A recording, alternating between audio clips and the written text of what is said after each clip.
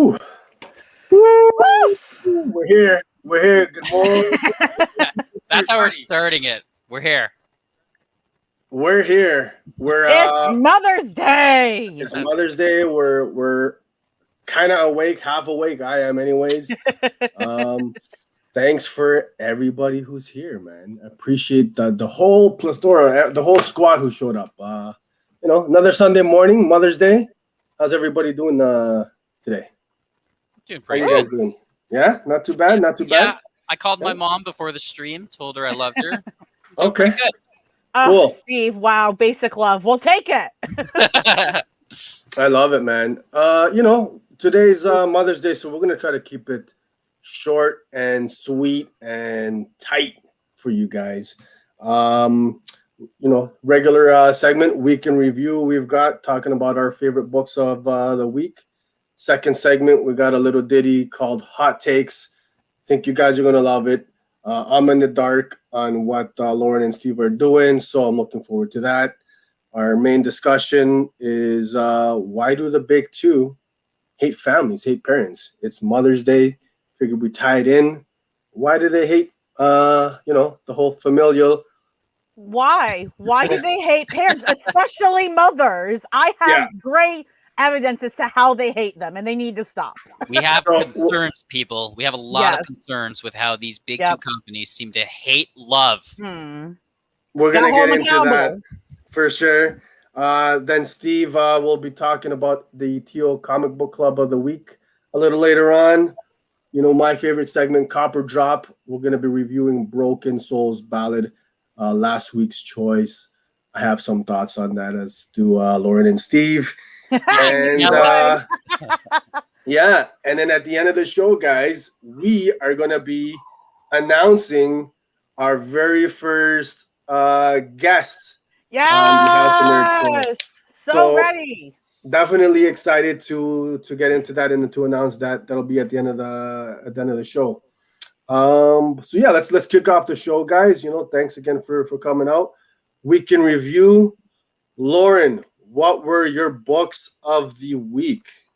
All right. Well, so to be fair, I had not necessarily a light week in terms of quantity of comics, but I had a light week in terms of there weren't too many that really pulled on my heartstrings or really made me go, oh my gosh, this is amazing. But number 3 for my pick, Mr. Man-Bat. I mean, he doesn't get enough attention. We all know Batman, but have you heard of Man-Bat? This is just a lot of fun for me. It's nothing that is like, the newest thing or the craziest thing, but I really like getting to know Kirk Langstrom more. A lot of people don't know him. I didn't know him well, honestly. I still don't know him as well as I feel like I should. But this is a good start to getting to know him as a character, getting to like him. I love the art style. It's a good blend of looking kind of realistic for what it is with a 90s animation style to me. I really, really enjoy that. It makes me very happy as a nerd. It's just a lot of fun. And I really, really wanted to put an image of the last page of this book because it's so freaking cool. Even if you're a Batman fan, by the way, because you can tell Batman's in this. He has some cool moments in there if you're a Batman person. He has a cool moment at the end, and the Man-Bat just somehow tops it. I mean, it's a lot of fun. So if you want a fun read that has a 90s animation feel, definitely pick it up. It's just been a lot of fun. It's a limited run of, what's it say on here, 5? So there's only one more to. I'm really surprised that in terms of all of the Batman Rogues gallery that they haven't really done a whole lot in terms of just giving some of the villains a miniseries. Like something like Man-Bat or someone like, I don't know, Calendar Man or someone, right? There's so many people you could actually just develop and give more of a character to in 5 issues. I'm kind of loving the idea of at least this Man-Bat mini. Yeah, we don't have enough Batman related titles out in the market, so let's this isn't Batman related. This has nothing. I mean, Batman's in it, which is kind of annoying. Give Man-Bat his own book called Batman, but also I understand why they have to have Batman because they have to get people to care about him that don't already care about Man-Bat, right? Yeah. And Batman's the easy way. That's the out DC always takes is, we want this book to sell, throw Batman in it. That's what they do. But I mean, I agree with Steve. Like I love seeing other characters that aren't Batman being explored, and you know that even aren't just the Bat family. Like I love the Bat family, and I want more Bat family books without Bruce, just so they can be their own people too. I like Bruce with the people still, but I also want to see, you know, bad guys and even anti-heroes and even heroes just without Batman. You know, give them some spotlight. So yeah, it's a fun read, and we don't need every Bat related Gotham book to be this crazy big black label work of art, even though I appreciate those. Yes. And there's one Reptilian coming out soon that I'm very excited about. Oh man, that's going to be illustrated by Liam Sharp, right? Yes, it looks absolutely gorgeous. So I'm looking forward to that. I think that drops in what, June next month? I think so. I don't remember, but yeah, somewhere around there. It's soon. So yeah. So Lauren, I've got a question with regards to Man-Bat. Is he kind of, to me at least, he seems kind of like the equivalent of Spider-Man's Lizard? Is he essentially like a cursed human science guy who was cursed and now he has to deal with transformations? He's not cursed though. It's actually more interesting with him in terms of he's addicted. It's an addiction thing because every time he tries to stop taking the serum and stuff, he keeps going back to it, and like he has the Man-Bat voice in his head because the Man-Bat's like an actual voice too, right? That tells him, no, but Kirk, like I can help you protect your family. We're doing good things together, bruh. You know, kind of like the Venom symbiote telling other people the host he has, and he keeps going back to it, and like that's at the beginning of this line which this isn't really a spoiler because it's been addressed in past Man-Bat lore, where you know his wife is like, you know, hey, like you need to get off this. You said you'd stop taking serum and stop doing this Man-Bat shit, and he's like, but I have to, like, I gotta. Right. Yeah. So it's a straight up addiction for him. Yeah. So yeah, it's interesting. I think Man-Bat's great. He needs more attention. That's it. That's the take. I kind of like that it's not like a completely evil point of view. It makes you kind of sympathize with the villain. Yeah, he's human. And then to be honest, in this line, Bruce kind of is dickhead. Like Batman's an asshole because he comes in, and again, this is really spoiler because this happened before, but Bruce takes the approach of, okay, look, you know, Kirk, you know, I'm not going to help you anymore because you keep with this addiction. So now you're just an asshole hurting people. And Kirk's like, but I want help. I'm trying, but it's an addiction. So Bruce is kind of a dick because he's just like, let me punch you and let Bruce it go. Bruce is always a dick. Yeah. I mean, let's be honest. Let's keep it 100. But damn, you know? He's just an asshole here. He's the cop here. He's the whole, but you're breaking the law, so I'm going to take you in. I don't need to actually help you. It's like, Bruce, stop being a cop. Be Bruce Wayne, please. Man, Lauren, what was the next book in your read pile? So the next one I have is something I don't think I've really talked about on the show before. Vampire the Masquerade. So this is an indie, and it's a less known indie because I never see anyone talking about it, and it's a shame because let me tell you, if you're a fan of brutal, savage vampires, of stuff told from the vampire point of view, similar to like, if you know anything about vampires, like Anne Rice is a big name. She did Interview with the Vampire, all those big books that, got turned into movie with that one. Oh man, this is just so good. I mean, look at this. I didn't know vampires could bloodbend, basically. Avatar fans, where are you? Because I saw that in this issue and I was like, are you kidding me? That's freaking crazy. It's another way of drinking somebody's blood and killing them. Like, holy shit. So this is a really cool line because it also examines the politics of being vampire, so the vampires and their different groups and who's in charge and everything happening. There's a big twist at the end that finally came in that I was very excited about. So the plot moves more than it has the last two issues before this. It's probably my favorite vampire book next to Philadelphia. Philadelphia, you can't beat that for me, but in terms of going into complete vampire lore and politics and all that, this one has it for me. So it's a gorgeous book. It's underrated. People Kicks it up a notch from Arc 1, Lauren? Yes. Yeah? Yeah, 100%. I mean, shit really hit the fan in this book. Like, I couldn't even spoil the ending, which I wanted to, again, kind of like Man-Bat, but I couldn't because it's a big spoiler. Right. And yeah, shit hit the fan. It was great. I can't wait to pick up the trade. I've got the single issues for the first arc, so looking forward to that It'll one. It'll be really good in trade form. Cool. And then my top pick for the week, no surprise to anyone that knows me, Swampy Boy. This is the variant. On the screen, you're going to see the A cover. Both are gorgeous. I picked the variant just because. Man, let me tell you, Ram V as a writer is great at writing science and magical elements put together. And see, you got Serge have it there.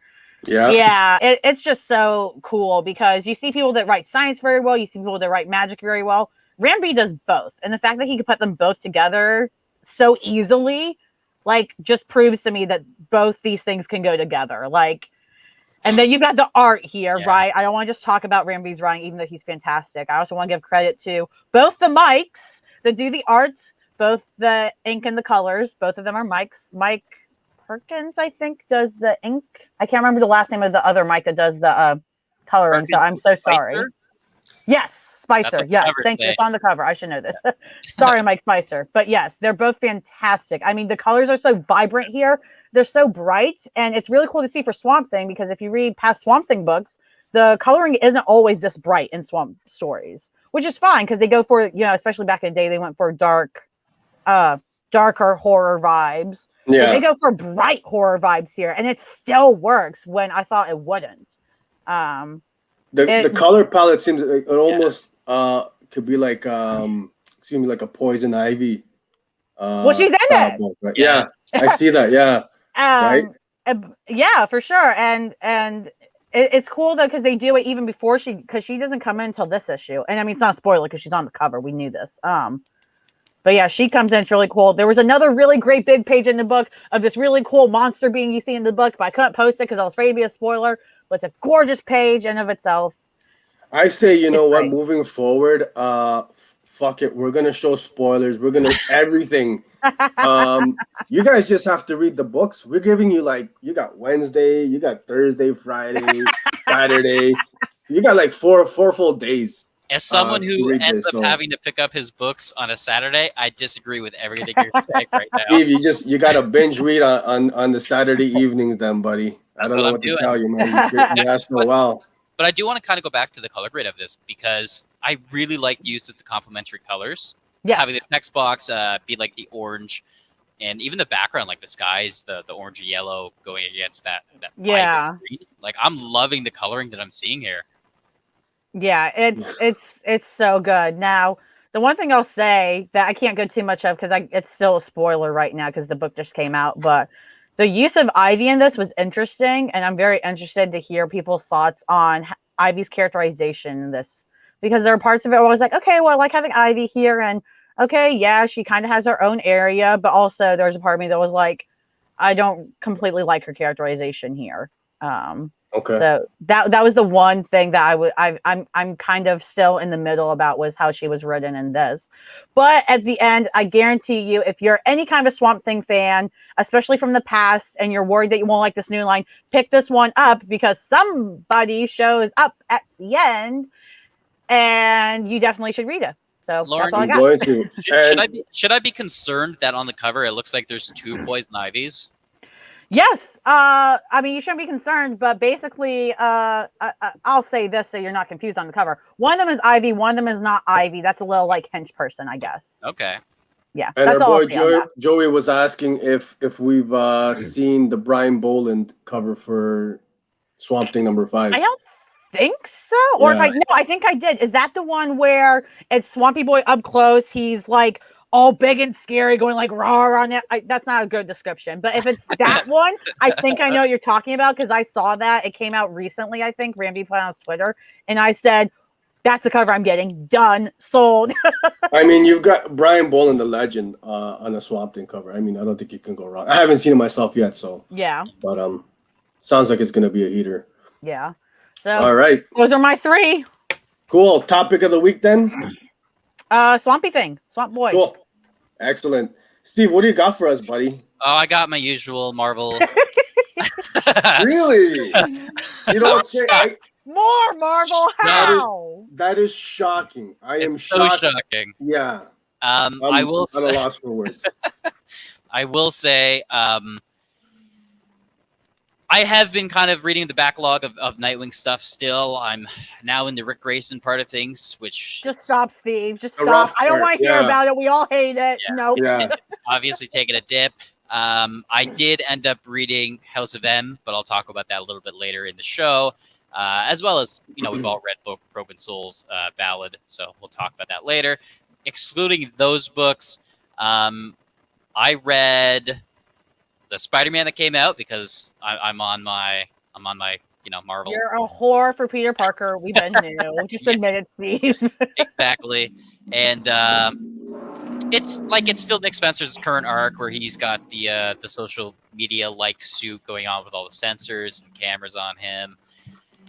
It's not my favorite currently going on, but I do know next week there's gonna be a giant size that kind of wraps it all up, and then we're gonna lead into, or at least the prelude of Sinister War, which I think is going to be a little bit more interesting.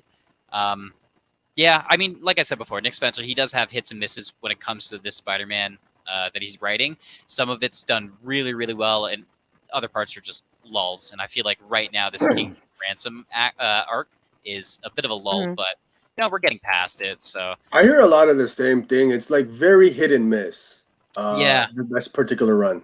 Yeah, absolutely. It's still great. Like, I'm loving, especially like this issue. I'm really liking how the artwork looks.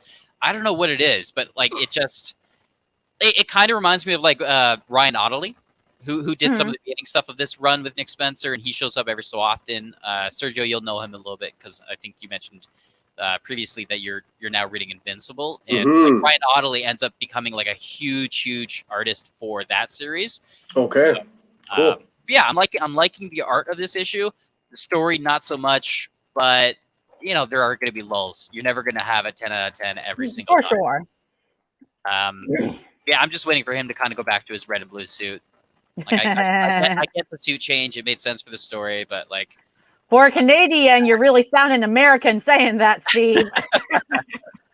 But my top pick for this week, no surprise, Marauders. Look at this cover. I That's just pretty think cool. that Storm and Kurt and Kate. I mean, look, that's three of the best X-Men. The three best X-Men are right there. Next question. Yeah, who's exactly. who's the guy on the right? That blue-looking guy. How dare you, Sergio? Yeah. I will say, in terms of all the X-Men line of books that I'm reading, Marauders has been consistently my favorite. It's Jerry Duggan. He's hitting it out of the park with it. It just feels like classic X-Men. Like, it feels fun, but there's a point to it. The characters, they all have a purpose. They're trying to save other mutants that are being kept from them in a way, or being persecuted.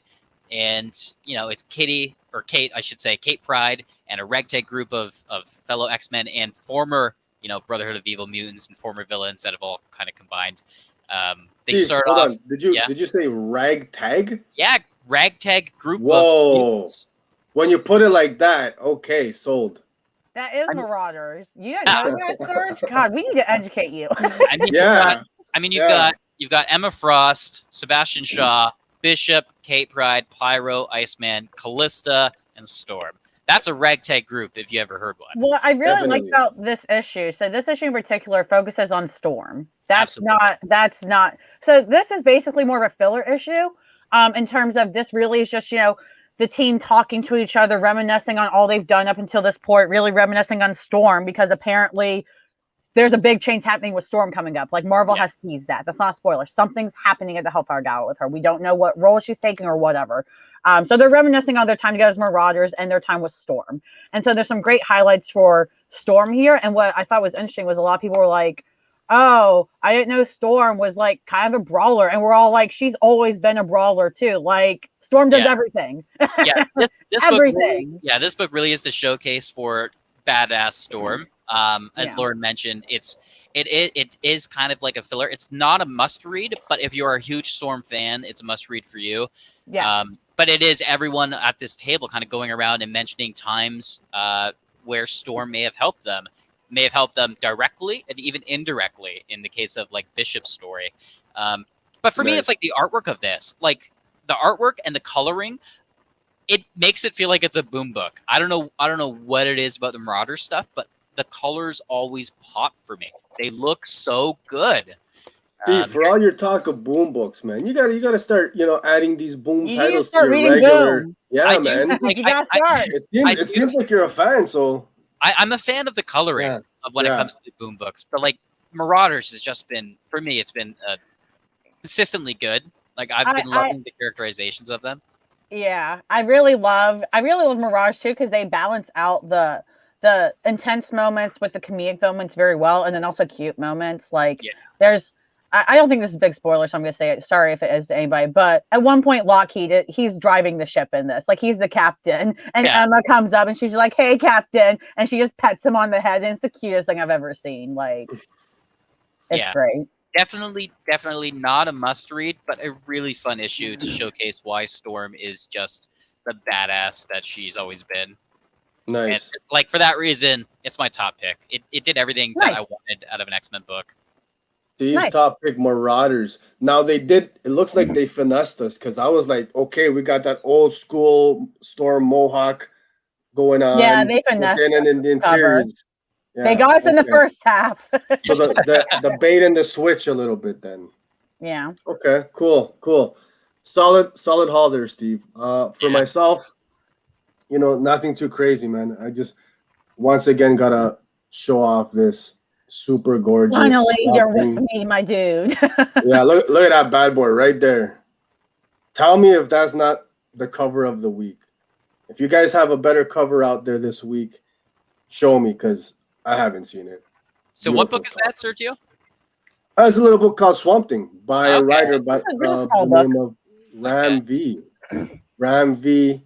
If you're Wow. not familiar with him, Steve, I recommend maybe read Probably up get on familiar, his Yeah. Probably. You might want to get familiar there, Steve. Another title, Broken Souls Ballad. We're gonna get into that a little later on for our copy drop. Bad Idea, ENIAC number 3. Oh, that's still going. It is still going, surprisingly. And the book that I kind of want to start off and get into a little bit more detail. Guys. Invincible, okay? I'm about, 17, 18, 20 years late to the game. I haven't read it. I'm sorry. I'm one of those people. I'm so behind. I knew when it came out years ago, though, because my uncle brought up. He's like, look, I have all these trades. Do you want to read it? And as a kid, I was just like, because I was still my, superheroes are the best phase.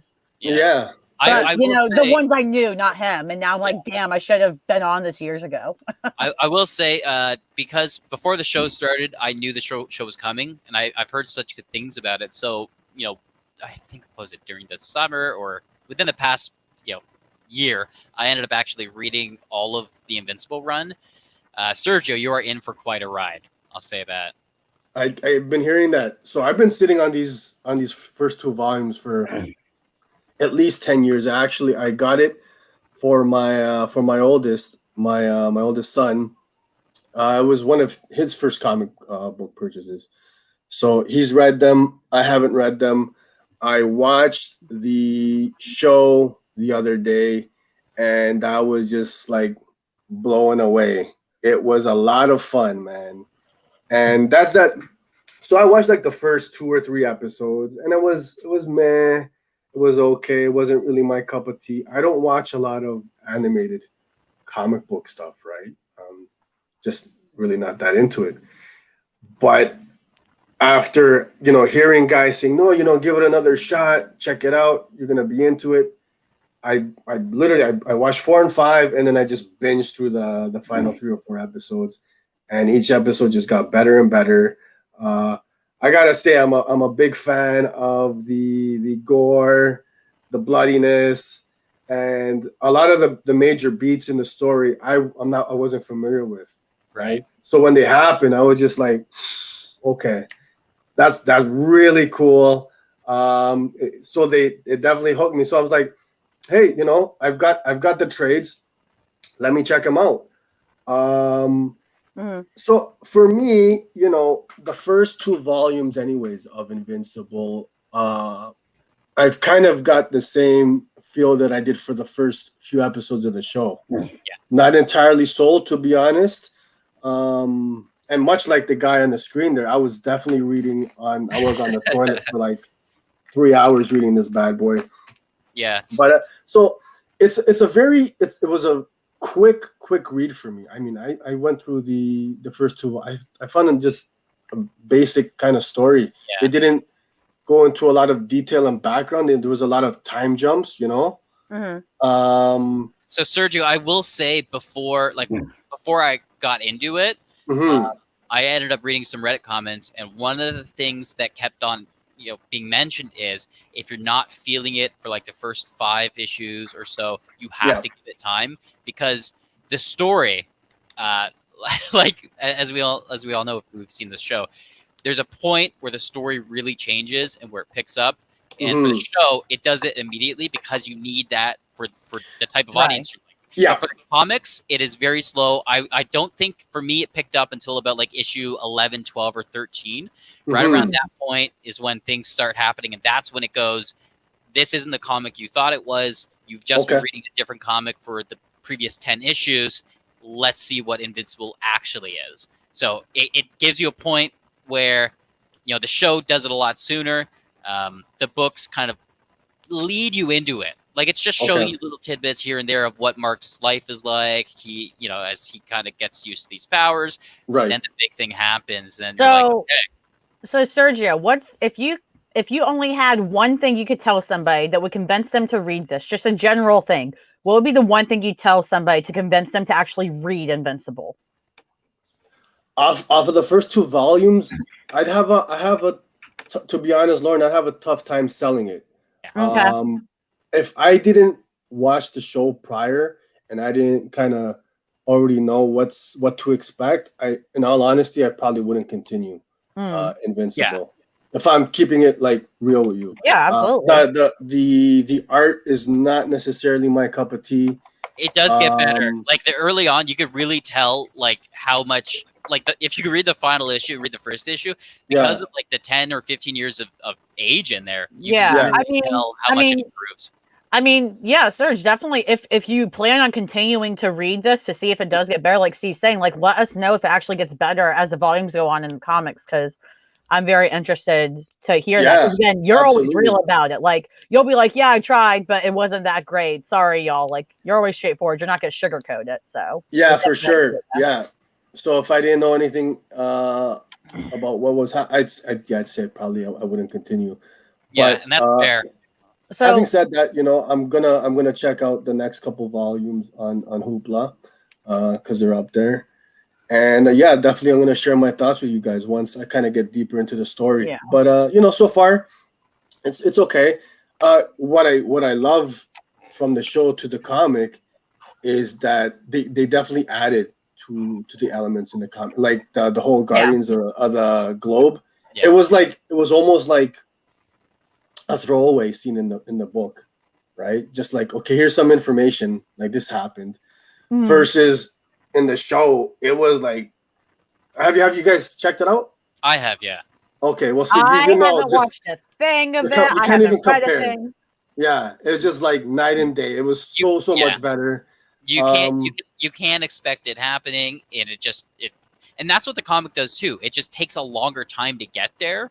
Okay, and it's kind of disappointing because nowadays people have less of an attention span. Yeah, they may want, like, what we say, like the number 1 issue, the first issue really should set the tone and should really make you want to pick up other ones. And Invincible takes, like I said, at least 10 or 11, maybe 12 issues before it finally picks up. And I think that it's hard to kind of convince someone to give a book such a chance, because that's a huge time commitment, right? Yeah. So I think it's worth it, though. After reading over 100 issues of this series, it's worth it. It's so but worth if I have to read 50 issues for it to be good, again, like you said, that's a lot of time. That's also money, depending on how I get it.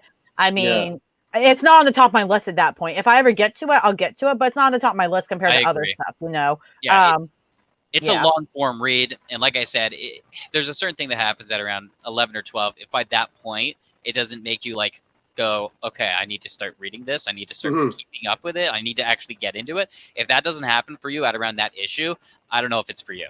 Yeah, but it does deal with a lot of it deals with a lot of adult themes that I really wish other books would deal with, and Steve, you're sounding like an Invincible stan. Like, you're writing an essay. No, it's like, so I don't want to spoil anything, but like the themes that he has to deal with and that these characters deal with are so heavy for a superhero book, and I love that Robert Kirkman ended up actually giving it the depth that it needs. Like, those issues they're very important, and you never see them talked about. And I loved that they actually matter. I'm looking forward to it. So yeah, I'm gonna. What's probably- your top pick, Serge? I mean, this Yeah. isn't your top pick then. What is that? I don't know. What is that? Oh my god, did I like not choose I- that last week? Am I I tried gonna to sell regret you that? guys on this like last week. You weren't having zero part of it. Okay, as you can see, I've got like multiple copies. I'm all in on this series after just the one. Eve number 1. Guys.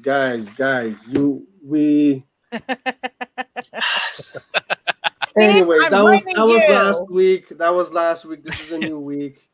You know, I'm gonna keep it positive and not harp on that. Eve number 1, very much enjoyed this. I didn't know I didn't know what to expect with this. But man, this is a story, guys. I mean, that- you know, Joey here saying he skipped it, and honestly, Joey, I almost did too. But Yeah. because it was the book I didn't pick next week, I was like, you know what? Let me see what I missed. See if I actually missed it. And I'm kind of with Sergio. I mean, it still won't have been my top pick for the week personally, but this was really fun. And I figured out the bear talks. Now I regret it even more. you got a talking bear, okay? Joel, listen, please pick up this book. It packs heart, okay? You know, it touches on, you know, environmental issues, global warming, Mhm. what's happening. So the premise, the polar ice caps melt. Yeah. Sorry? Go ahead, sorry. Yeah, I it's was okay. It reminded me a lot of the like Fallout games a little bit. I don't see, you guys keep comparing books to games. I need to get more into games too, man. You guys like are killing me. I think last week it was what, The Last of Us, Steve, you mentioned, or Yeah, something Sure like was. that. And They had fungi and mushroom head. Weird. yeah, That's totally Last of Us. I think what we got to do here on the House of Nerd Show is maybe create a little segment, you know, for our video game fanatics out there. And, Educating Sergio. yeah, educating me. So yeah, the premise, polar ice caps melt, water levels rise. This girl looks maybe to be one of humanity's last hopes to figuring out what the heck is going on. We've got a With the talking bear. Yeah. Yeah. Who doesn't love a talking bear? If you do, Also, there is an actual explanation for how the bear talks and stuff. So if you're one of those people, it's like, oh, it's just another Ted. This isn't some Yeah. Ted movie nonsense. Even though some people really like that, it's not that. yeah. No, so I mean, you know, I recommend this book, man. I'm going to be picking up the singles moving forward for sure. And for anybody who kind of like, if you're into like, you know, the speculation side of things, I'd say this is something that I could easily see being optioned, being picked up. This is like definitely can be translated into a film or a TV series. It's a good read. I like the art. I like the writing style. It flows nicely, and yeah, you know, pick it up, guys. So that's your Very top good. this week. That's my top pick, man. Eve. Yeah, I read a bunch. That Steve, was, how could you let me make a poor choice? I'm kidding. I don't even know if it was poor yet. It was good. No, in all seriousness, Because check it out, that's Steve. Sergio's You're gonna, top pick, man.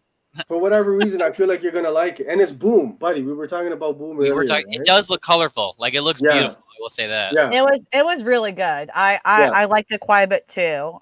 yeah. So with that being So. said, Lauren, for you, is that something that you feel like you're going to continue reading as well?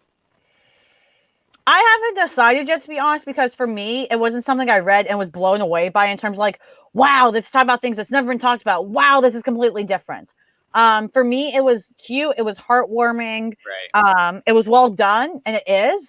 But I'm not sure it's something that I have to have in my pull list. That's why, even though I liked it, again, it wasn't in my top 3 because it was something I enjoyed and I think is worth reading. Like it's a story that is worth telling, and maybe we'll get better for sure.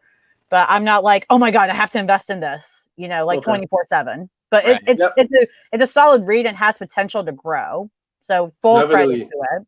Yeah. I'm a sucker for like dystopian, like, you know, futures and stuff like that, right? Like, you know, kind of, Yeah. you know, there's some big you know, environmental change or something like that, like, you know, Deep Impact or Asteroid or So I don't get tired of those kind of books. you like to watch the world burn? is what I you're do. Don't we all? Why do you Absolutely, think man. Hunger Games was so popular? Why do you think Yeah. this was and that? Everything's dystopian now because for some reason we're all like, oh, the world's ending and it's terrible, but also we can't stop thinking about it. Yeah. We're headed there, so I mean, shit. It's a little Yeah. preview or something. I don't know. Before we end this segment, I want to give everybody a heads up. What do we got coming out? Layla Star number 3. Yes, final Yeah. order cut off for the main days of Layla Star. All of us liked it. It was something we told y'all you should cop. That was our recommendation. Yeah. The final Another order Ram V book. Yep. Mr. Ram V is at it as Okay. usual. Also with Felipe Andrade. Is that how you say his last name? I am butchering it. I'm so sorry, Felipe. Andrade. Andrade. Yeah, there we go. Yeah. Both of them are fantastic on it. Yes. FSC cutoff is tomorrow. So Mhm. please let your shops know. The code is there at the bottom in the scrolling thing. Let Yeah. them know you want it because let me tell you, it's getting a 1 in 25 variant, I believe, for that issue. It's going to sell, and rightfully so because the series is good. So pick it up, order it. Have you guys seen the 1 in 25 for number 2? No. The Jeff DeCal? Oh my I don't think so, gosh. not yet. Gorgeous. Beautiful.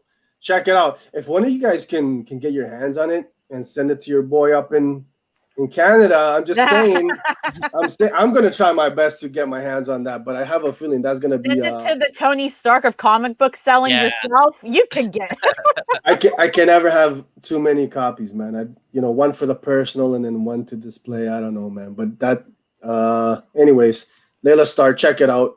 Get your orders in with your shops. It's good stuff. What do we have coming up, guys? What do we have coming up? A little segment you guys put together called Hot Takes. Not to be confused with hot pancakes or anything like that. Hot Damn takes it. where you guys are bringing the hopefully the spiciest comic book takes that you can come up with. Yeah. So here's what we got, Sergio. Yeah. Lauren and I have decided we've got 3 rounds between us. Okay. You and the audience are picking which is the better take. In terms of better, we mean hotter. Which one is more controversial? Which one is more opinionated? Which one is going to set the internet ablaze? In those 3 rounds, round 1 is going to be our mild take. It's not that bad. Everyone might agree with it. It's not a bad take. It's just a little bit mild. Round 2 will be our hot take. It's getting a little bit heated in there. You might have people disagreeing with what you're saying. Mm-hmm. Round 3, though, Sergio, that's our spicy take. That's the I'm take. ready, baby. That's the one that we're gonna get decked for. Y'all Okay. don't want to deck both of us. That's the take where I am I'm afraid to say what my take is for round 3 because I know Okay. someone somewhere is going to hate me. All right. Yep. I'm So excited. I'm hyped. the way we're doing it is, I'll put full screen in a second. The hot takes. We'll go through it. Our takes will come up after we say our hot take. We'll be able to explain ourselves just a little bit. Sergio, you have full power to cut us off when you're like, okay, I've heard enough. And at that point, Sergio, and you, the audience as well, help him out, please, because he's going to need it. You guys can decide what's the better hot take. It's not right. It's not a right or wrong. It's what is the hot take? What's the better hot take? What's the more whatever you like. And whoever, gets the most wins at the end, obviously. So here we go. Let's get to it. So, round 1 of hot takes. Steve, you're going first this round. All right. Your hot take for this one All right. Laura Kinney, who is now Wolverine and is Logan's daughter, in case you don't know that for some reason, she should have been with Teen Cyclops. That's your mild take. Yeah, my mild take, Laura Kinney, formerly known as X-23, now known as Wolverine. When Bendis was writing all new X-Men with the original 5 time-displaced X-Men, you had a point where she and Teen Cyclops were getting close. They understood each other. To me, that's the OTP, man. They get each other. They understand each other. I loved it. And then Cyclops went off to go do his own solo story in space with his dad. So the relationship never ended up happening. My mild take is Laura Kinney should have been with Teen Cyclops. Mm-hmm. I mean, it just sounds like Cyclops ran off himself and left her. So I think Cyclops, even as a teen, is a twerp, and that's his fault. Next question. Okay. He left her. He's a jerk. That's All my right, that's so my that's mild Steve's take. hot take. Okay, so Yeah. are we going to Lauren's now? Yeah. Yes. Okay, all And right. my hot take for round 1. I feel like I'm already gonna get hit for this though. Hold on. Logan should have stayed dead. Yeah, Joey, you're right. That's barely lukewarm. It's This a one I'm gonna mild get take. snapped for. I'm That's right fine. there. I'm right there with Logan Joe. should have Okay. stayed dead. Yeah. Yes. Original Wolverine Hmm. should stay dead. And here's why. Okay. The fact that we have 2 Wolverines right now, I'm not saying we can't have 2 Wolverines, right? But the fact that he died and then we got Laura's Wolverine and then he came back and now we have 2 Wolverines and I have to fight with fanboys daily on the fact that Laura Kinney is also Wolverine, I'm exhausted. I'm tired. And the fact that we can't ever actually have a true character stay dead, it's kind of it takes away the stakes, as we all know in continuity, right? This is a problem in Mhm. all kinds of continuity with Marvel and DC especially. And so it would have been nice. Thank you, Joey, to just say, Logan, stay dead. Laura Kinney is Wolverine. Logan's no longer Wolverine anymore because he's dead. Yeah. I'm gonna say that's Lauren takes round 1. That's the hot take for me. I'm a Wolvie fan. That's my favorite Canuck, or one of my favorite Canucks. Definitely, man. How can you? I mean, Logan is Wolverine, Lauren. Come on now. But We if gotta he's dead, have he's dead. Yeah. Let a character All right. stay dead. Cool. agree All with right. Lauren. Lauren took that one. Round 2. What do we got, Okay. baby? She had some better heat. I will say that. All right. Okay. It's like Don't romance, worry. man. Number 2, my take will be first. I'm going to get shot for this by Superman stands. Kara Zor-El, who is Supergirl, in case you don't know that, should be the leader of the House of El, not Clark Kent, Superman.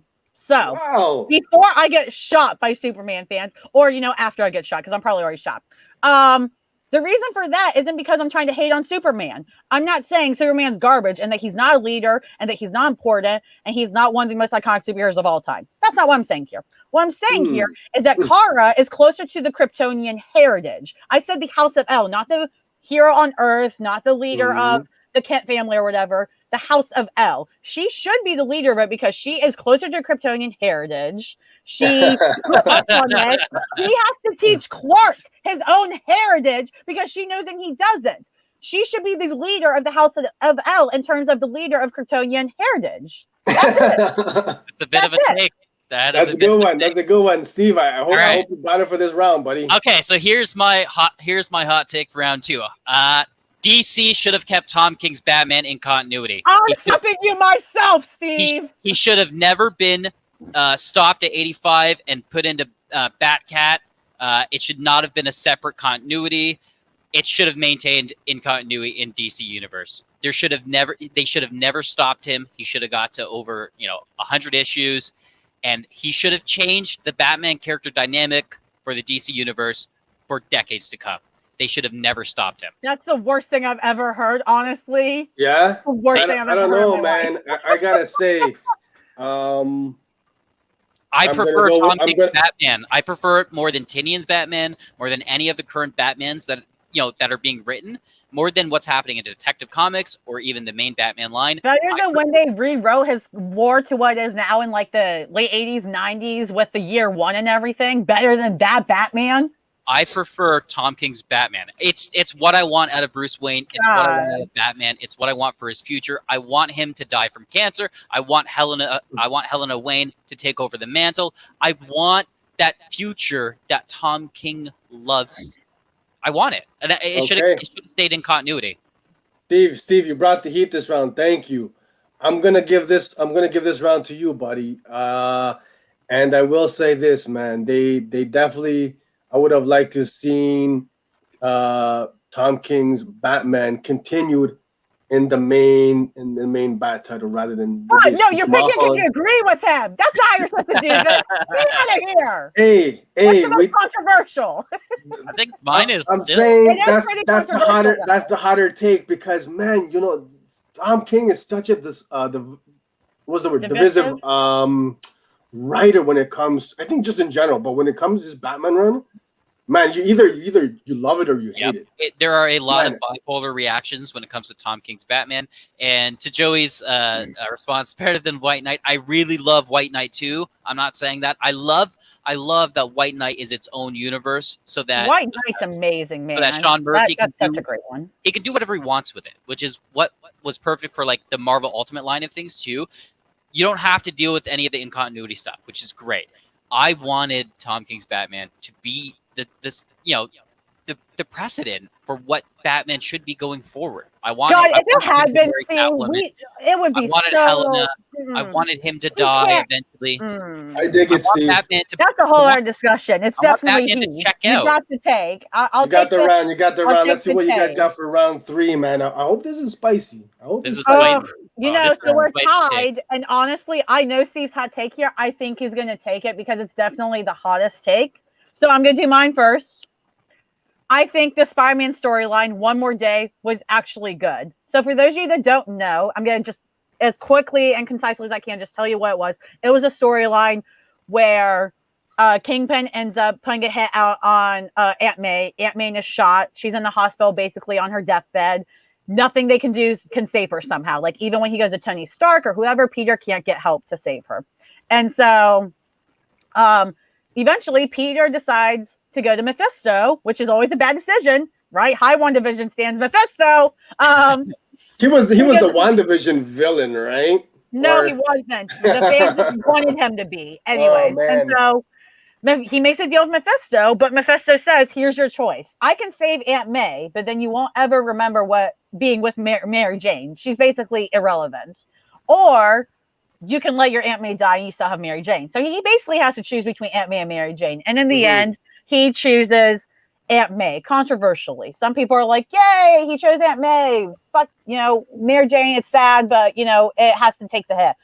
And a lot of people were upset because it's like, well, what the heck? They just erased everything with Mary Jane. Aunt May's old. She can die. I love this storyline, not because I wanted Aunt May to go, but I like the fact that Peter got darker here because he really lost it. Like, this is where he donned the black suit again. He beats the hell out of Kingpin. He beats him within an inch of his life and says, I'm not going to kill you. I just wanted to beat the hell out of you in front of every single criminal because he's in prison. I mean, it was just so cool. So I liked it as a storyline because I've never seen Peter Parker lose his shit like that. Okay. That's a spicy All right. take. Yeah. Duly noted. Steven, what do you have for us? I have something I'm so afraid to verbally say because I'm going to get crucified. My spice take, Marvel should have never made Iceman gay. So that's Okay.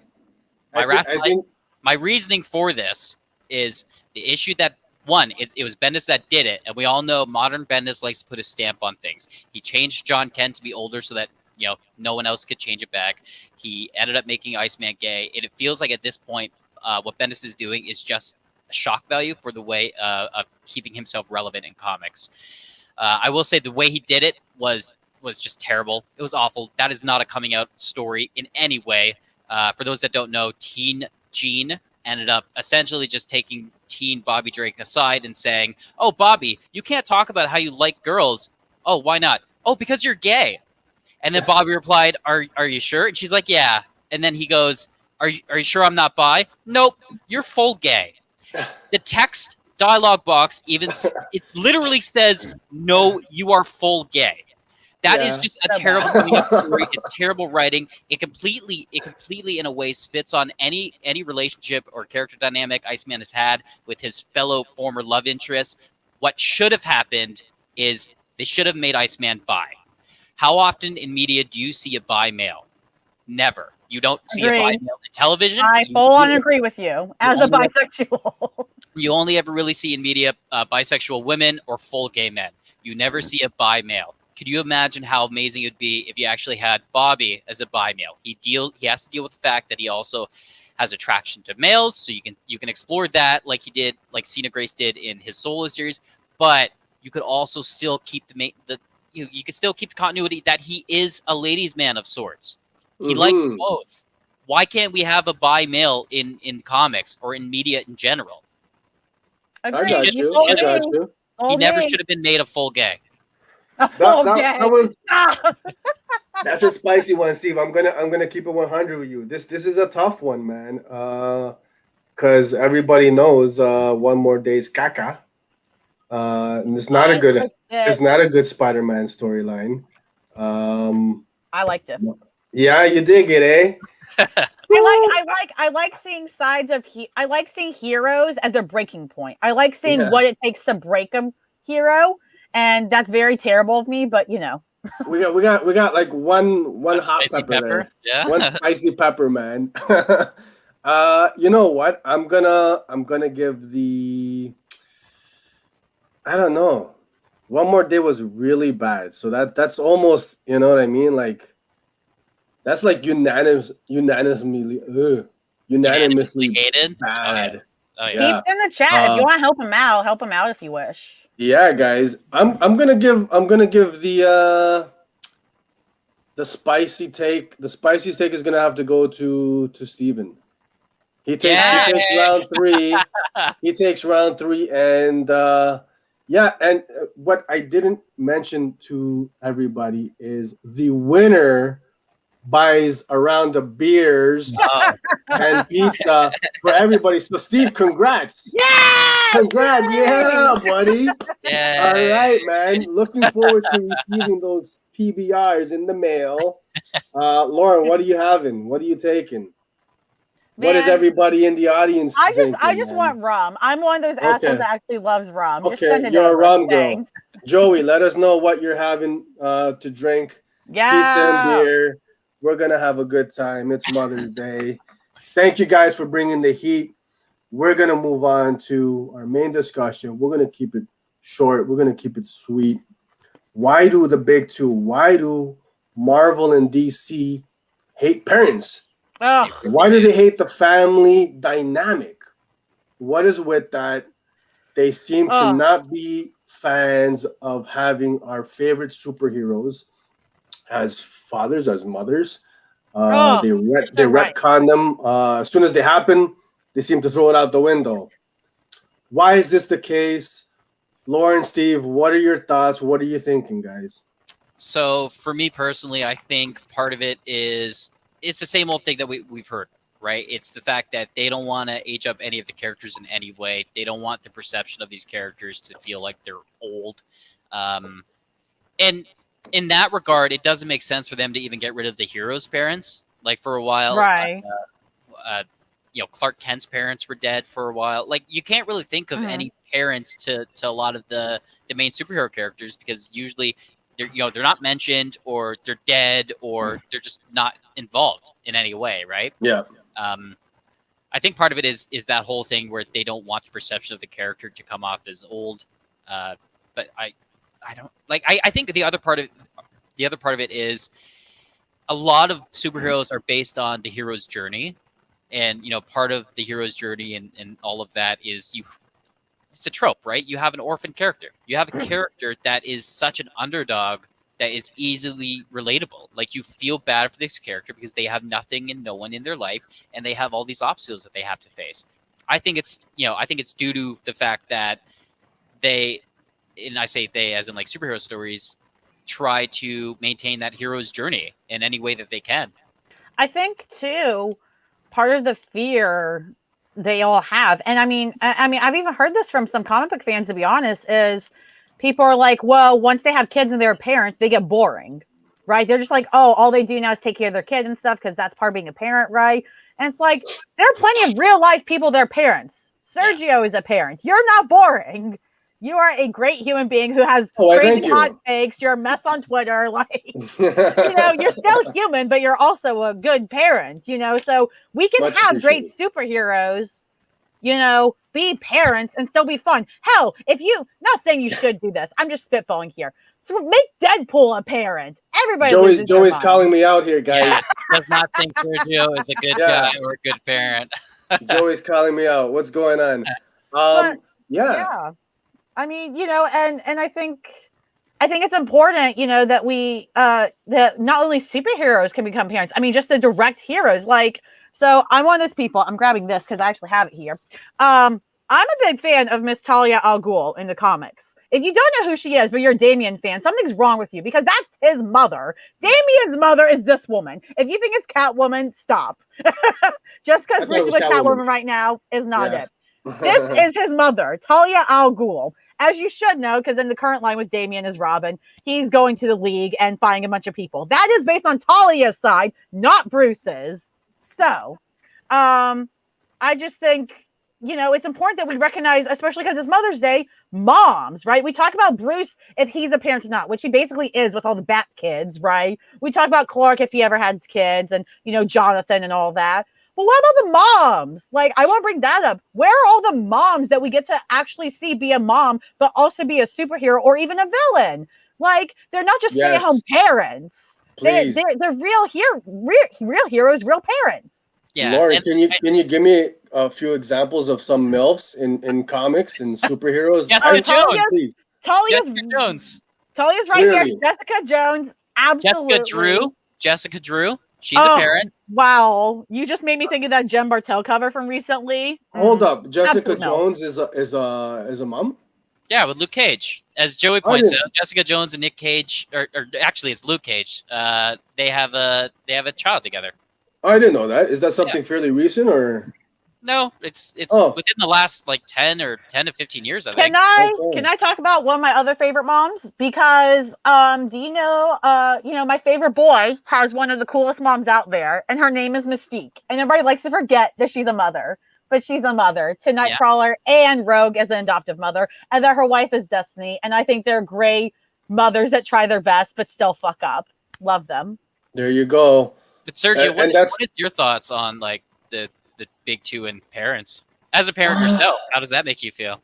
Ooh, I'm gonna bring up one of my absolutely favorite Superman runs. It is the Rebirth run where Superman is a dad. We're introduced to Jonathan Kent, Superboy. That was written by, Jurgens did the action run. It's Tomasi, right? Tomasi and Gleason. Yeah. On the main Superman book. Guys, if you this is to me an all-timer of a Superman arc.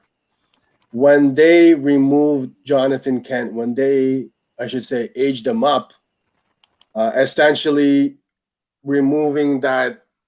They didn't entirely remove the family dynamic, but they changed it big time. I was not a fan of that. I was very upset. One of my favorite, Super Sons is a fantastic book. I loved seeing Superman as a father to a young child. And they Bendis wiped that clear out with just, the flick of a pen. And he went from like a 9, 10, 11-year-old, which my youngest is right now. And then they age him up to 17. So you said that Bendis, just wiped it clean with a flick of the wrist. So you're saying he pulled a Scarlet Witch, essentially. Just reality flip. Who's also a MILF, Scarlet Witch. She had kids. Yes. We all know this. Reality. Absolutely. So one of the, I've always been a Superman fan, but what really brought me back into really collecting hard on the Superman books was the introduction of Jonathan Kent. And for me, just the family dynamics it created. Some of my favorite issues were, I think there was one early in the Superman run. They went to the fair in Smallville. Yeah. Lois, Superman, and John, and it was just like a family outing issue, but I loved it, man. I think you see Superman's qualities, some of his best stuff as a parent, right? The things he's trying to teach his kid with these emerging powers and everything. I think a lot of people are less afraid now to write people that would be naturally good parents as parents, right? Superman, we all know, would be a great parent. He's Superman. He is hope. He is light. He is kind and wonderful. Absolutely, he's going to be a great parent. But let's talk. Yeah. I want to bring up the fact, perfect timing. People are so afraid to write Bruce Wayne as a parent a lot of the times because he's not a great parent all the time, right? He's an asshole to his kids. I especially remember seeing it recently in the issue Pennyworth Rip after Alfred dies, and he sits down with all his kids essentially at the time, and they're all trying to grieve and talking to each other. He just says nothing. He's not helpful at all. He says nothing, and people are like, and even Barbara has to be more of the parent there, and he's like, Bruce, you need to do something. Like, can we keep it 100? Batman should not be having spawn. He should not be breeding and having kids, man. Right. How many of his adoptive kids have died at the hands of his villains, man? And he's encouraging this shit. We have to. I think we have to be able to write parents as not always perfect too, right? Of course, we want our parents to be good, but the fact of the matter is, we don't all have amazing parents, and even when we have great parents, they're gonna screw up. And I think the fact that comic book writers want to write comics a bit more real when they can and dig out real themes. Why are they so afraid to write the fact that Bruce Wayne isn't perfect? I love Mr. Bruce Wayne, but it's crazy. He's going to be a butt, and he's got to learn how to be a better parent. Whereas Superman, it's all natural to him because he's fucking Superman. I mean, why would you not, as a publisher, as a writer, want to create these stories that pretty much, the majority of readers can relate to? Yeah. Or anybody, whether you are the parent or the child, right? Yeah. And like these are human, relatable stories that I think you need when you're dealing with, the world of superheroes, right? And to me, I think we've seen the benefits of that, though. We've seen the benefits of, making some of these characters parents. You brought it up, first and foremost, Sergio. It gives a new, interesting dynamic to the characters. It gives them more. You can have more challenges and more obstacles that they've never faced before. And also, it allows us to tell stories of these children, like the next generation, because they keep seeming to reset everything all the time. Mm-hmm. Right. But you have these interactions between the kids of these parents, and sometimes it works really well. Like Damian and John, before John got, it worked really well. They have a great dynamic together. And it's something that you'd love to see. And you'd love to see the interaction between them as kids themselves and as characters themselves. And also the interaction between their parents too. Seeing Bruce and Clark kind of have to, manage things and see when to parent and when not. And it allows for more opportunities for growth in that universe. Yep. And I don't mind seeing my superheroes, grounded with this element, right? So Spider-Man Renew Your Vows was the alternate universe of what if, Spider-Man and Mary Jane never did take the deal with Mephisto. They were married, they had a kid named Annie. It was basically Peter and Mary Jane being parents to Annie and watching Annie grow up, and I love to see that, because come on, let's have these characters grow up. Let's what I think we should do, guys, is can we start some kind of a campaign to bring back Jonathan Kent as a 9 or 10-year-old? I'd like to see that back in main continuity. That's not going to happen, though, now that Tom Taylor's going to write him as Superman. He's taking over the entire Superman book. It can't happen. And that book will sell because it's a Superman main book and Tom Taylor's writing it. It's going to sell. As mentioned previously in my spicy take, Bendis put his stamp on it, and it's one thing it's irreversible, it seems. He set a bad precedent. We got one. I just want everybody's quick. Who's the worst parent in comic books? Ooh. I think Joey got it with Magneto. Magneto was an awful parent. Yeah. Rob, that's perfect timing too. After reading House of M this week, let me tell you. Yeah. I think what should have been I'd say Batman probably. Honestly, I love Batman, but he's a terrible parent. Good. Yeah, he's bad. He should not be having kids. Either Batman or Magneto. Batman, you're cool, but buddy, you need to stop, bro. You need to. I don't know what he was thinking with that. Guys, that's our discussion. We're gonna start a Kickstarter campaign to bring Jonathan back. I don't think we'd be the first. Yeah. So what's coming up? TO Comic Book Club. Steve, what did you guys read this week, buddy? Right. So this week, as mentioned, we've talked a lot about Bendis, and Bendis likes to leave his stamp on things, and he likes good or bad. good or bad, right? He likes to change the worlds of things. We read this week House of M, and this was the discussion on this comic event. The last few episodes of the show, we've had discussions about comic events and comic reboots and things of that nature. House of M very much is a pivotal comic event. It changed the landscape for mutants within, like, over the last 10 to 15 years.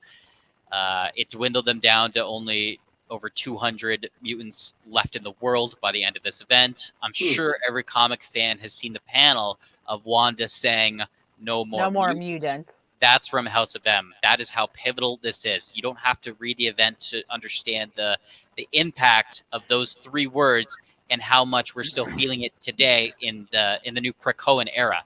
You know, she's been called the Pretender. She's, you know, it's been titled as the Decimation event. It's taken mutants down a notch, and it was like that for years. I will say this is one of the better Bendis' stories. It's one of the better, stamps by Bendis. He did change a lot of things for mutants, but through that, we finally have an era where, through the hardships of House of M and what Grant Morrison did in New X-Men and all the stuff that's come before it, mutants have finally fought and they've earned where they are.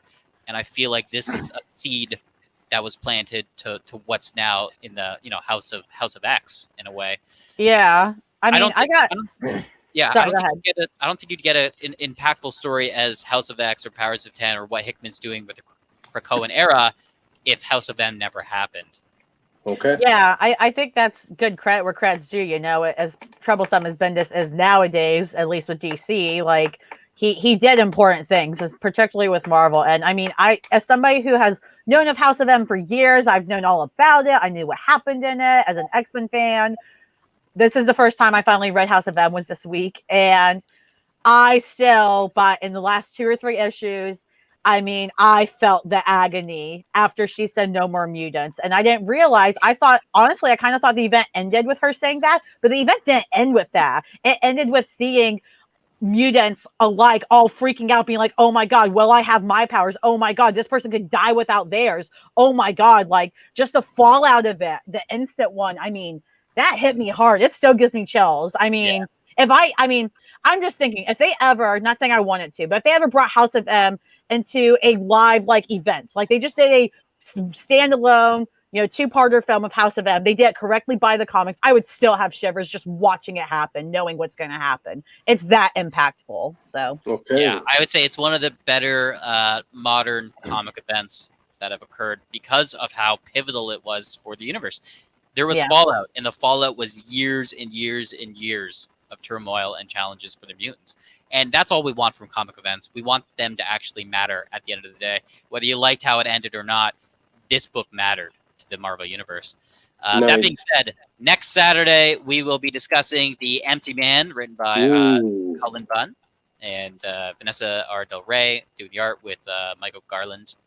I don't know anything about this book, but I'm looking forward to it. So we'll take it. Yeah. I checked out the film recently. I've heard it's not similar. I've heard it's not the same. So I haven't read the book, but I wasn't exactly blown away by the film. It was all right. Yeah. But just because I've seen the film, I'm gonna check this out and I'm gonna jump in on the discussion with you guys. Yeah. Plus it's Colin Bunn, so. Yeah, fellow comic readers, if you want to join the Toronto Comic Book Club, TO Comic Book Club, we are on Discord. We are, Conversation Without Borders. Find us on Twitter at TO Comic Book Club. There you will find our Discord link. Come join the family. Come have some discussions. We had a conversation.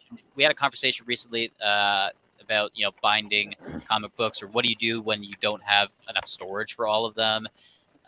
It's just a group of people who love comic books and love talking about them. So hit us up on more nerdy stuff. Yeah. Yes. Perfect. Where was that, Steve? At TO Comic Book Club on Twitter. It's there in you will the find links are in the description. In the description below.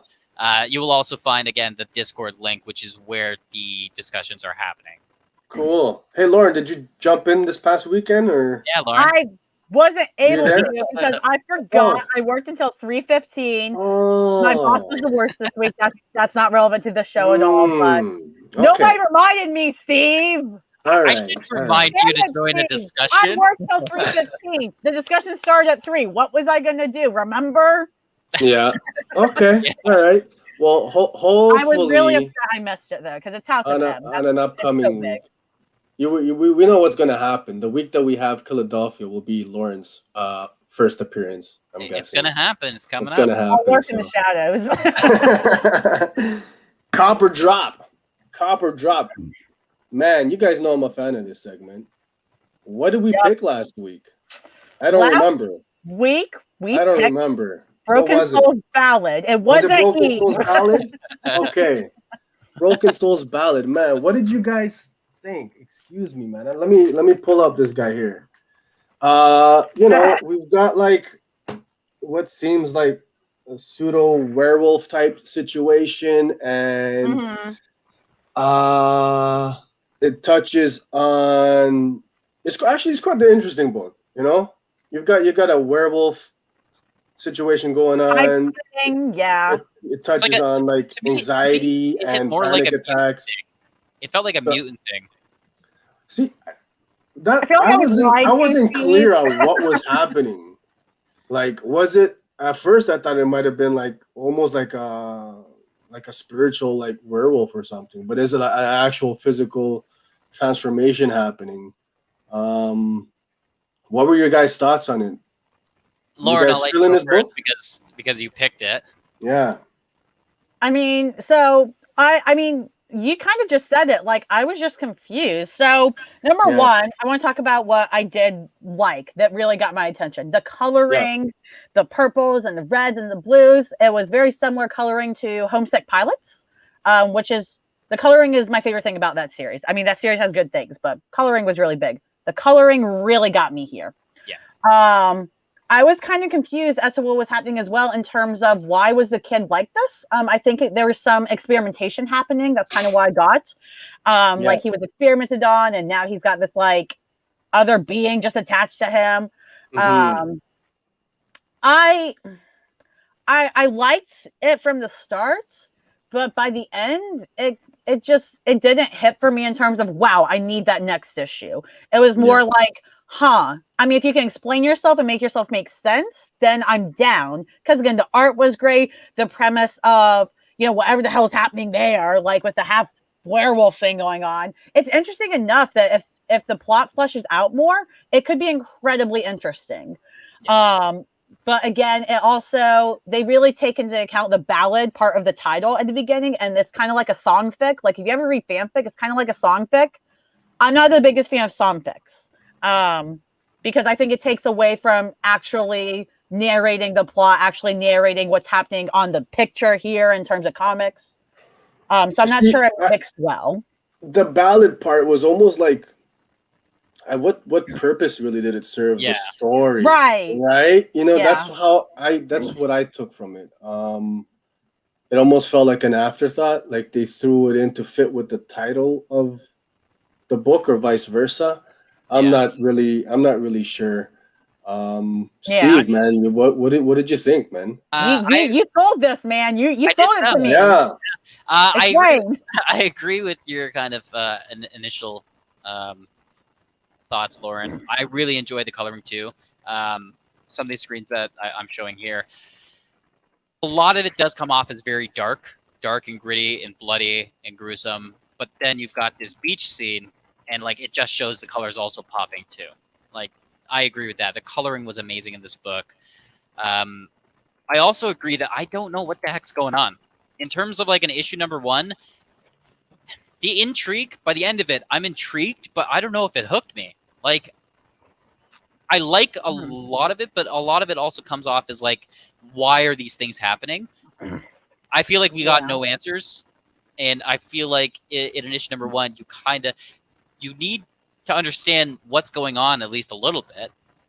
But like you've got these what seems to be like children that are being held captive somewhere with this weird masked creature thing. You've got you've got the main kid dealing with like a Pitbull-esque persona that also like comes out, and there's so much happening in it that I agree with Lauren. I think it can be really good if maybe in another 5 issues or so, once the trade is out, maybe then it'd be interesting. Right Mm-hmm. now, as an issue 1, I feel like there's a lot of ideas currently going on, and I don't know what to focus on. I don't know. Yeah, I mean, I think kind of like you mentioned in earlier conversations episode, it's one of those things where my attention span is slow. I don't want to invest in it unless I'm hooked from the start. I mean, I think I'm saying drop it, y'all. Sergio, Sergio, what are your thoughts on the book? I'm with Chris. I'm with You know y'all. what? Like, drop it. I've got a short, a very short leash on books, right? I'll read a book, and after the first one, I'll, decide whether I'm gonna keep it or not. I very rarely do am I on the fence, and I'm just like, okay, let me see how it goes.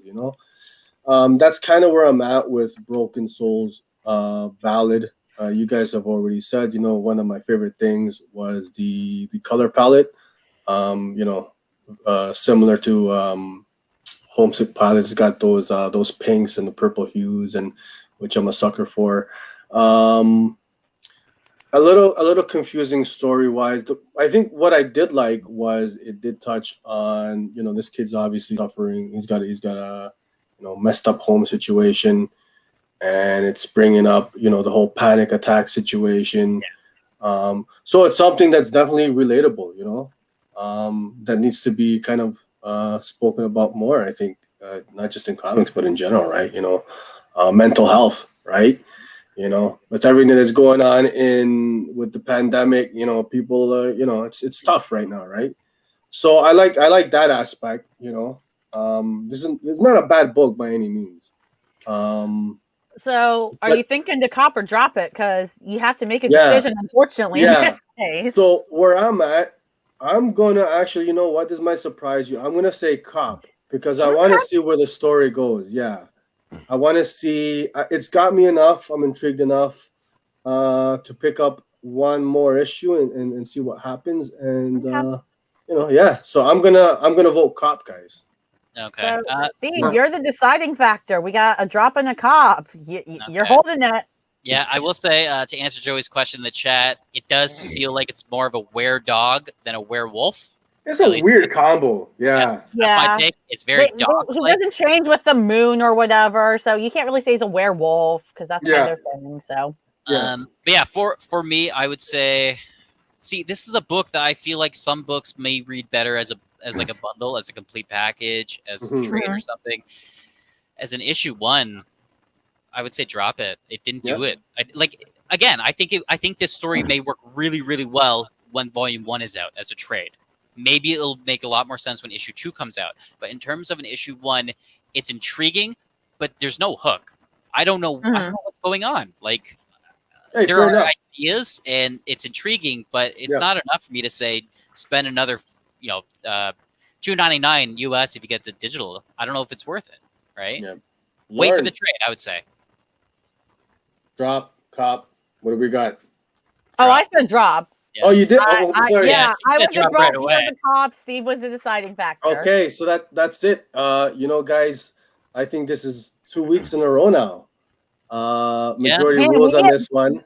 We need a good book this week for cover drop, y'all. We need a good book. So the official House of Nerd consensus is to drop Broken Souls Ballad.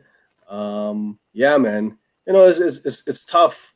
I say wait on it. I think it could be good, but in terms of for the trade, it's a drop and wait for the trade. Yeah. Drop the single, wait for the trade. Yeah. I'll be picking up issue 2, and then I'm gonna share my thoughts. Get back to us. Get back to us next week. Tell us if we made the right choice.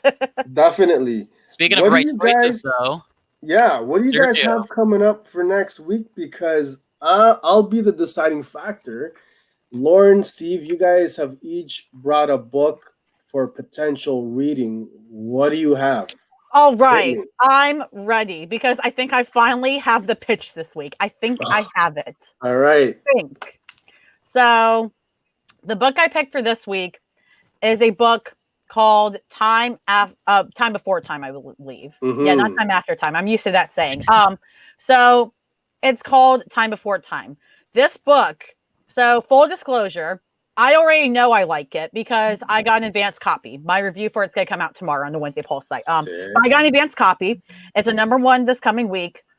This one is really cool. It is the sci-fi book I have been waiting for that I didn't realize I was waiting for. Okay. So the synopsis of it, the year is 2140, and to escape a world with no future, many turn to the Syndicate, which is a criminal organization who, for the right price, will smuggle you back in time for a better life. After working with the Syndicate for years, Tatsuo, the main character, and Oscar decide to steal one of their boss's time machines, but soon find out that the one thing you can't run from is your past. So it's a great time travel as story with a dystopia, just like you like, Serge, and it takes a flip on it. The artwork is very 80s sci-fi movie kind of feel. So you're a fan of the old Tron movies, Sergio. You're a fan of all of that. I can't say enough about how good this book is. Number one, I enjoyed it, but number two, Sergio, you're going to love it. Like, love Lauren's it. confident. I love And it. it's got a hook. It's got a sinker. It's got like 2 or 3 hooks in the book. So this week we had no hook on our book. You've got like 2 or 3 in this one. You know, I will Okay. You say, gotta give it a shot. I will say Guys, this is a bit of a bias because she's already read the book and she could say way more than I ever can about my Steve, choice. you're mad because mine sounds good and you won it. Yeah, you know what? We're gonna wrap it up, guys. That's it. Time before time. We don't need to continue. But Steve, if you really want to, you can go ahead and Yeah, pitch tell me, us, buddy. Steve. Yeah. All right, the book of my choice because I knew Lauren was already choosing hers. I'm choosing- I'm choosing The House of Lost Horizons, which is set within the world of Hellboy. What can I say about this?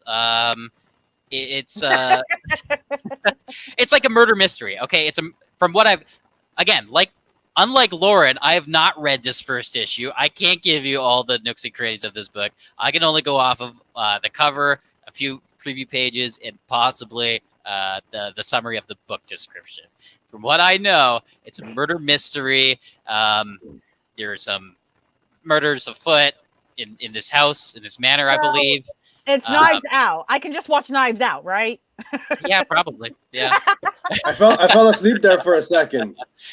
I don't know. It's a murder mystery. Yeah. People are dying. They gotta solve it.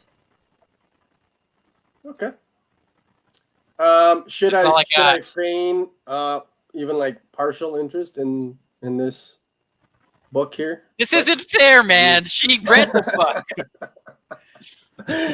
Yeah, I don't know what to tell you.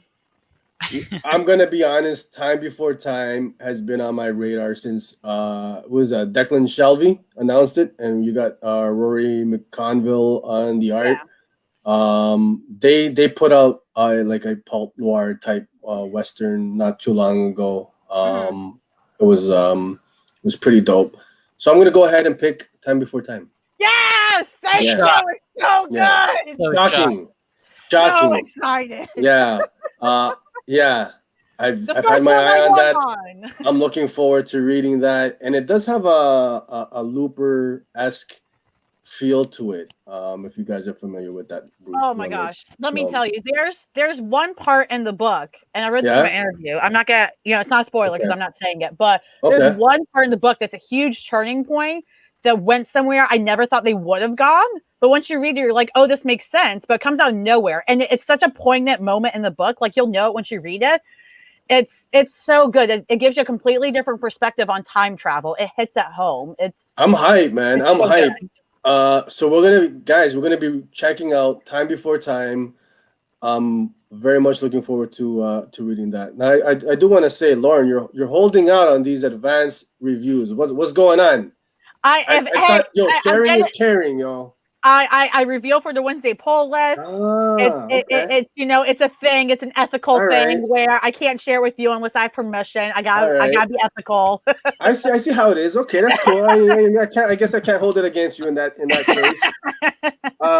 Okay, man. We're gonna check it out. Time Before Time next week, guys. Man, and who's ever watching on the replay, watching live, read it along with us, man.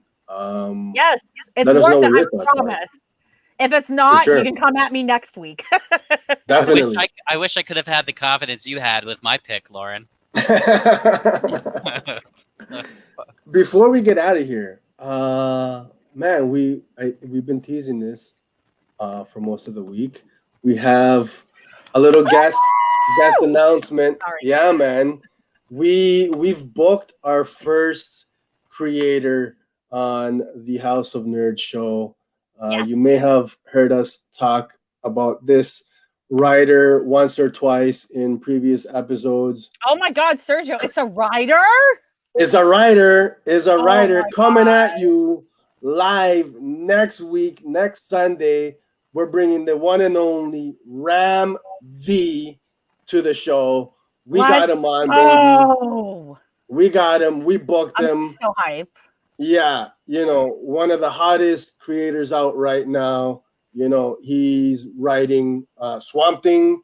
He's written Blue and Green, These Savage Shores, Catwoman, all kinds of stuff. Justice League Dark, Yeah, Layla Starr, which we all Yep. loved. yeah. So we're super excited, super hyped. We're hoping, everybody comes out and checks Yes. out this interview, and we're gonna be putting out a post in the next day or two. We want you guys to submit questions, man. Facts.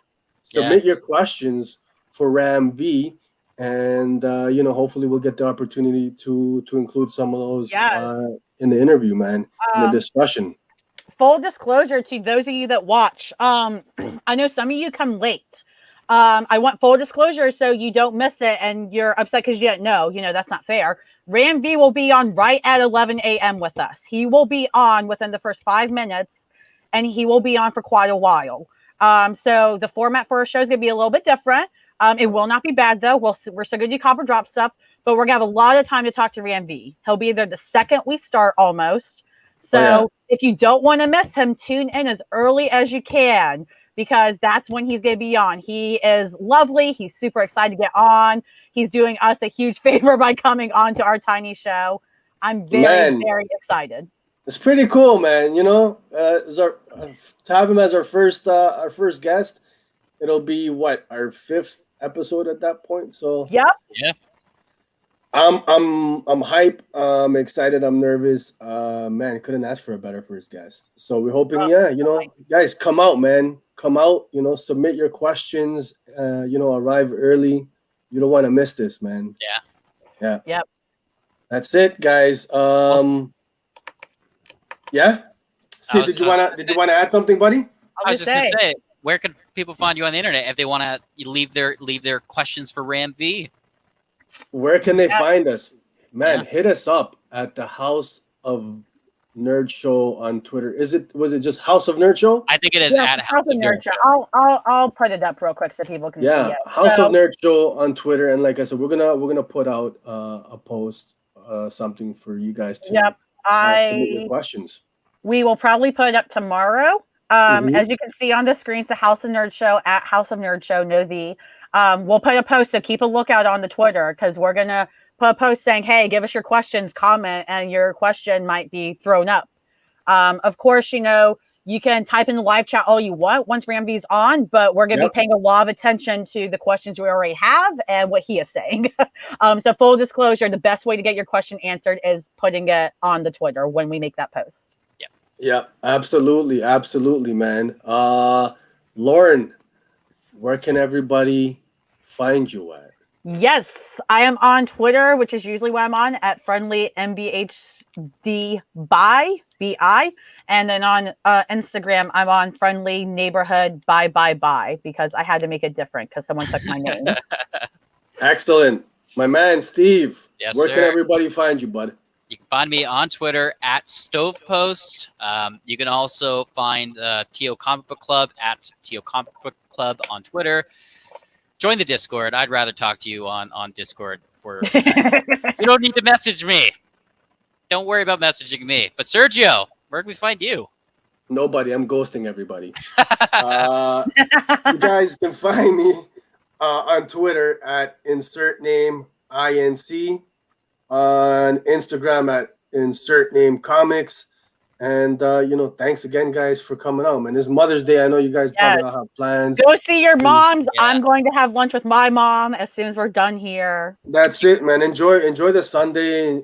Shout out to all the mothers to bees, all the women out there. Have a fantastic Mother's Day. Before I get, I just want to remind everybody: hit that like button, hit that subscribe. It helps out big time, man. Help us grow, or I should say, thank you for helping us to grow this page. Appreciate all the love and support as usual. You guys are awesome. Thank you guys so much. Tune in next week. Ramsey, baby. Woohoo! Live and in full effect. Have a wicked Sunday, everybody.